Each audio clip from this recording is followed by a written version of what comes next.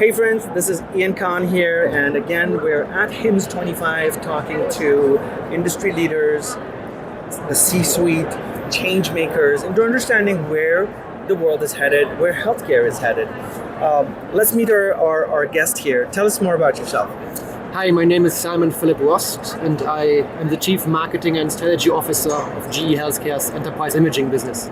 Excellent. There's so much happening, Simon, in healthcare that we cannot cover everything in this episode. Yeah. But let's talk about some main things that GE is working on when it comes to healthcare and imaging and enterprise imaging. What is on your agenda right now when it comes to transformation of the industry? I mean, very simply said, you have such amount of data, not just imaging data, how to capture these data points, bring them into a space where I could actually structure it, and then apply tools like artificial intelligence to generate insights. That's in a nutshell what we do, right? Yeah. And there are many technologies that lead to that, and that could be helpful with that. But that's how to make sense out of all of these data points out there in the industry. That's a big theme where my business unit within GE Healthcare is quite good at, and where we are focused on. And if you think about that, it said that 1/3 of the world's data is generated in healthcare. Yeah. Not just imaging data. It's data on your wrist, maybe it's data somewhere on your phone. But if you think about the waste amount of 1/3 of the world's data is in healthcare, if we could find intelligence in there that helps me to treat, that's what would be very powerful. Yeah. So we are also generating a massive amount of data every single day, right? From all the devices, the connectivity we have, and that is increasing every day. It's not going to go down. It's not going to slow down, but we will have, gigabytes and gigabytes of data that you will collect. Petabytes per day. Undoubtedly, it's a data revolution, right? It's a revolution fueled by data. How do you see it? How does GE see this? Where else will data be generated? Will my shoe generate data? What else will generate data? In our core is data space within the hospital today, right? We have a wide variety of machines that generate data, MRs, CTs, X-ray, ultrasound machines, monitoring data. Our respiratory machines generate data. So right now we are quite focused within the healthcare space, but you are right. The patient as such can generate data, or they are generating data every day as we speak with the smart device you have on your wrist, for example, or rings are a big one right now. Even glasses in the future can generate data. Earpods are future data generator, or even today they generate data. You could even say that your toilet in the future basically is measuring the kind of acid level in your urine. What I think where today there are still boundaries is that is interoperability. You have to somehow make these data sets speak to each other. A big factor where GE Healthcare is focusing on is this multimodality, this multimodal data, right? That we capture them, and as I said before, then somehow apply intelligence to that to give it back to the healthcare professional where he or she needs it. We call this precision care, precision care. It's either precision diagnosis, it could be precision treatment, or it could be precision monitoring. That's how we see the world. And then if I give you a very simple example, we focus right now in our initiatives, let's say in 3 big areas. We call it the 3D strategies that we have. First one is devices and drugs. So we have devices which have some kind of intelligence. So the algorithm or the software can be housed on the device, making it smarter. That's one option. The other one is what we call digital. That's where my company plays. So bringing together these vast data sets. Right now, a lot of them generated in imaging, but there are also monitoring data, all of these data sets to bring them together. That's the second one. The third one is what we call disease, which are care areas. So around the oncology, around cardiology. So focusing basically your initiatives around the patient and the care area.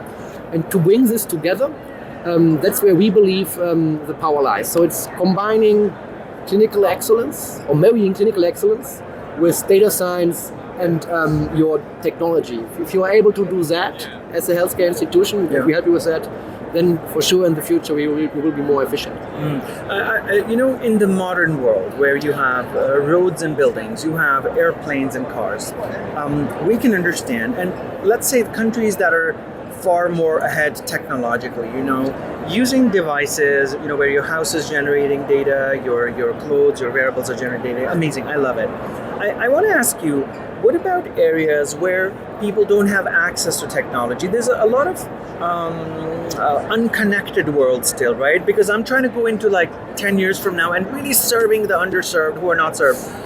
How do we reach them? How should we transform their lives? Is it doing remote clinics? How do we make a world where everybody's connected and everybody has this ability to provide their data so that they can receive better healthcare, I mean, today you don't need to sit in the room to diagnose, right? That's but one very tangible example is our ultrasound business. If you think about this, ultrasound machines, normally it depends very much on the person who scans, the sonographer, or if you take the US, if you go outside of the US, sometimes the doctor is doing the scan or the nurse, and it's very much how trained this individual is. Right? Now, two things happen. One is that these devices get smaller. They actually fit into your pocket. So you can, we have a device called the Rescan that you can wear in your pocket, and you can basically use it everywhere. But then you still need to fix the problem. How do I put the intelligence into that, for example, Ian, you or Simon, who are not that good at scanning, can do that. And there we have a software called Caption Health, which shows you basically how you should do the scan. It automatically, it's like a very much like a traffic light system. You're scanning, you see red, this means you don't acquire data. You see yellow, it means you have to maybe move the probe a little bit more, and you see green. Then it captures, for example, information, and we see that even untrained individuals can get to very, very accurate results using this kind of technology. Think about this like a guidance system of how you do an ultrasound scan. Why do I tell you that? Here, normally we have access to hospitals, we have access to your general practitioner. But go into the rural areas that you just mentioned, or go into parts of the world where it's not that easy to access care. Of course. This probe you can have in your pocket. And you suddenly enable people who are maybe not that trained to do the first scan. Depending on the kind of result, you then have to say, hey, this individual has to travel for, let's say, 3 hours to see a specialist. Or you can say, hey, it's maybe not, or it's a false alarm, we don't need care immediately. That's one tangible example of how a smart device, which is like portable, and technology play together. That's incredible, right? It's one of these things. Others are the same with your heart rate. There's a company where we as GE Healthcare partner with called the LifeCore, where we say, hey, they can do an ECG scan, a 6-lead ECG scan. If you can do at home, you send the data via your phone to the hospital, and they are then seeing is, hey, you have to come in because your heart rate is not in the frequency that it should be. Or they tell you, hey, no need, it's all good, you don't need to come in, and you're fine. Especially for people who had already heart diseases, and the follow-up very powerful. And think about that, you don't need to put the stress on this individual to drive there, find a parking spot, stay in line. That's another advantage, like for the patient. For the hospital system, which many times is overloaded and has too many patients there, you also put ease in there. But these are examples where you combine mobile technology with software, where you basically grant access outside of the hospital. So the hardware size of things has become much smaller, and it will, I think, continue to become smaller. The technology that powers these devices, the software, if you will, becomes more powerful. It's become more powerful. It's become more intelligent, right? A lot of, I guess, automation, AI, and a lot of data can now be put into small devices, even where they can do edge computing. They're computing something right there and then sending it out. So it's transformative, because now anybody, anywhere can get access to healthcare, basic healthcare that they didn't have before. It is life-changing, for to say the least. How are we going to get into? So my question would be how you see things then wearables, as an example, will become cheaper, will become easier to access as well. What are you seeing in the wearable space? In wearables is not GE's core business at this point in time. First, we as a company, we very much believe in this collaboration and this collaborative ecosystem. Yeah. I just mentioned this Alive Core device, the 6-lead ECG. Yes. This is something that GE on purpose decided to go with somebody who has this already. So this collaboration also between wearable companies and GE, for example, becomes more and more important because there are already players who are doing a good job in these things. Look, I think it's not my core expertise, but what I think is that you put like monitoring and care that doesn't need special treatment outside of the hospital. This sounds first counterintuitive, but it's actually a good thing, right? That you mainly build in some kind of triage aspect to say, hey, a hospital needs to be specialized and needs to treat people which are severely diseased, and maybe a GP or other instances has to treat the patient at home.